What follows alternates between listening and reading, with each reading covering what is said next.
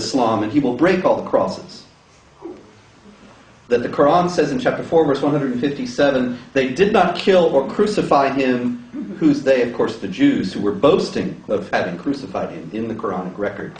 They did not kill or crucify him, but it appeared so unto them. They thought they had crucified him, but actually Allah had performed a deception because he is the best of schemers, as the Quran also tells us, and had fooled them into thinking they had crucified Jesus when actually they had not.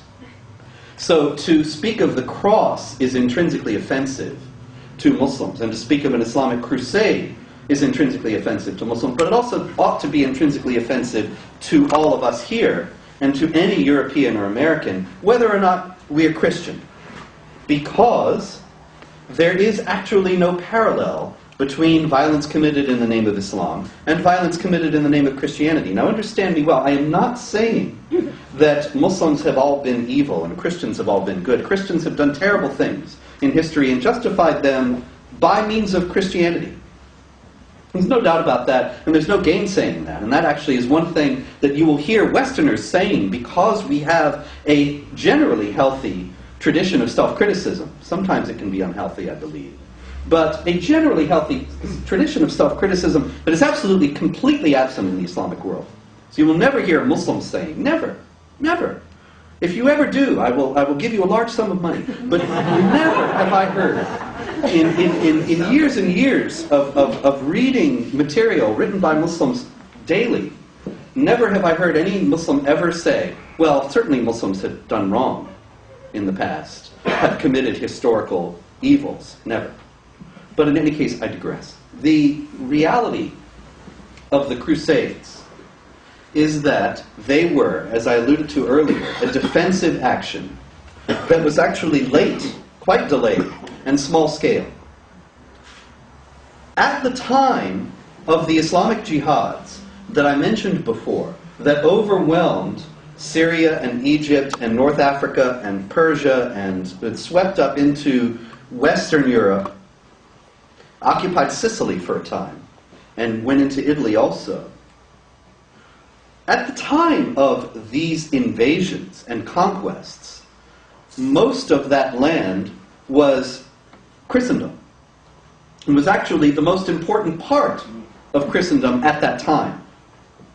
If you have at all looked into the history of the first millennium of the church, the church's, you could call it sacred geography, was quite different from what it became in the second millennium.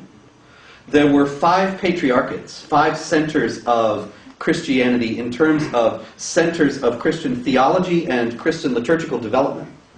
And 4 of them were in what we now know of today as the Islamic world.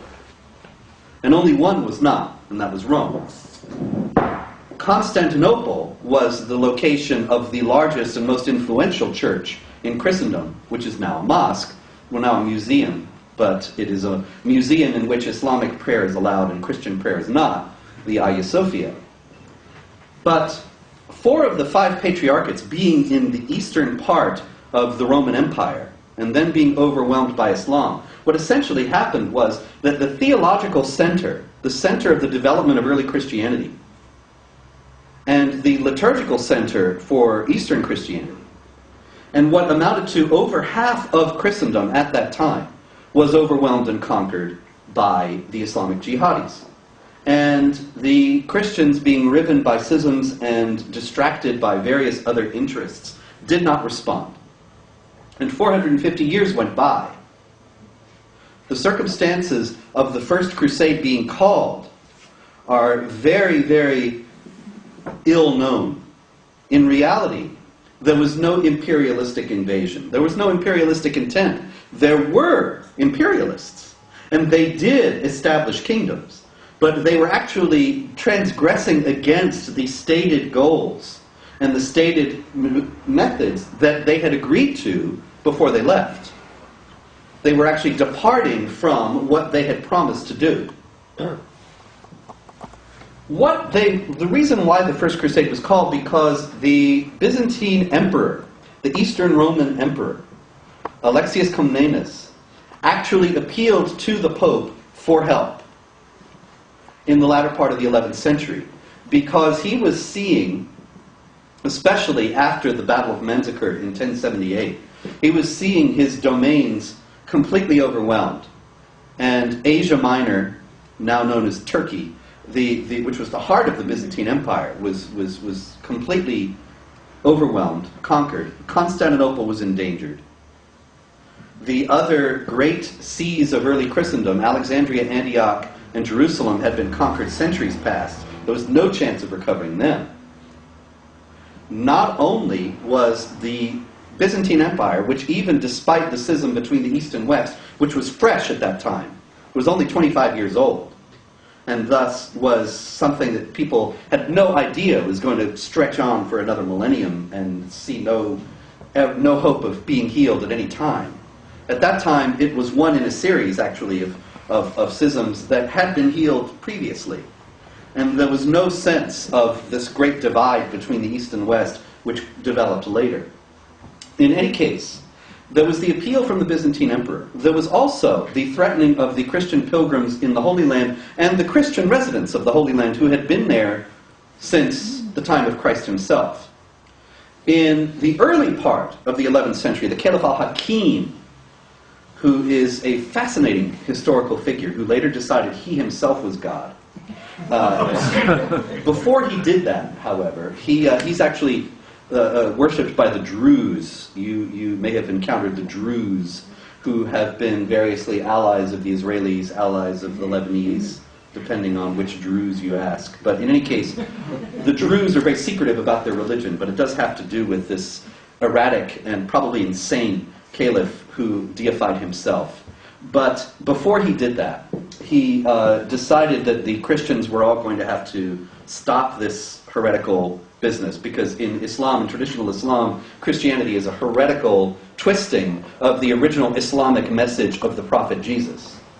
And so they were going to have to cut this out. And he started to destroy the churches. He destroyed the Church of the Holy Sepulchre and had it completely razed, completely obliterated.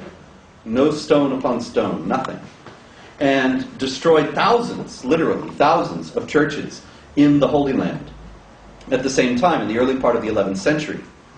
And at that time, there was a more or less steady stream of pilgrims visiting the Church of the Holy Sepulchre and other sites in Jerusalem, as they still do today.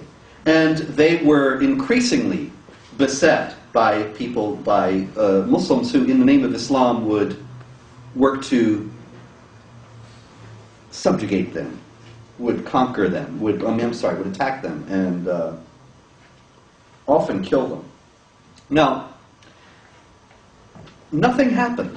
Nobody did anything about any of this. But it was all going on. And al-Hakim actually, at the time that he decided that he himself and not Allah was God, he stopped it, and he actually ordered the Church of the Holy Sepulchre rebuilt. But the Christians were still in very desperate straits in the Holy Land. And so it was out of the appeal from the Byzantine emperor and the condition of the pilgrims in the Holy Land that the Pope called the First Crusade in order to secure the Holy Land for these pilgrimages. Now, as I said before, the Crusaders did some terrible things, and I'm not saying that their record was spotless by any means. One of the first things they did was, on their way across Europe, was attack Jews, which was not only evil in itself, but it was strategically ridiculously foolish. The great historian Bat Yaor has argued in her groundbreaking studies of dhimmitude, which is the institutionalized second-class status that Islamic law mandates for non-Muslims under Islamic rule, and there'll be more on that later. She has argued, quite cogently I believe, that it is imperative at this time for the historical dhimmi communities, the communities of those non-Muslims who were subjugated under the rule of Islamic law and will be subjugated again if Islamic rule is established anywhere in the world, it is imperative for them to band together